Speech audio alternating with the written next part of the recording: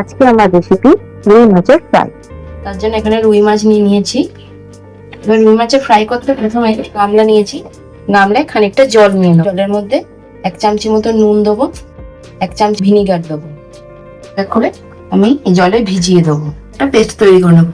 তার জন্য এখানে আমি 10 থেকে 12 কোয়া রসুন নিয়ে নিয়েছি, 1 ইঞ্চি আদা টুকরো টুকরো করে কেটে নিয়েছি, আর একটু ধনে পাতা দিয়ে দেবো। আমাদের রেডি হয়ে গেছে।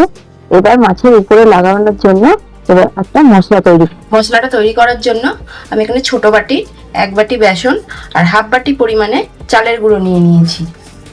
1 চামচ জোয়ান দিয়ে দেবো, 1 চামচ চাট মশলা দিয়ে দেবো, 1 চামচ জিরে গুঁড়ো, 1 চামচ ধনিয়া পাউডার, হাফ চামচি মতন গোলমরিচ গুঁড়ো দেবো, হাফ চামচি মতন গরম মশলার গুঁড়ো দিয়ে দেবো, হাফ চামচি মতন নুন দিচ্ছি।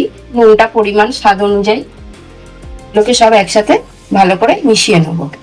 যে পেস্টটা করে রেখেছিলাম সেই পেস্টটা দিয়ে দেবো।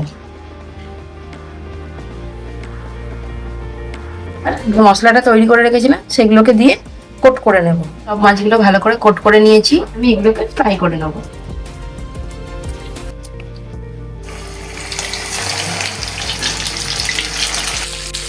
লাল লাল করে পুরো ভেজে নিয়েছি।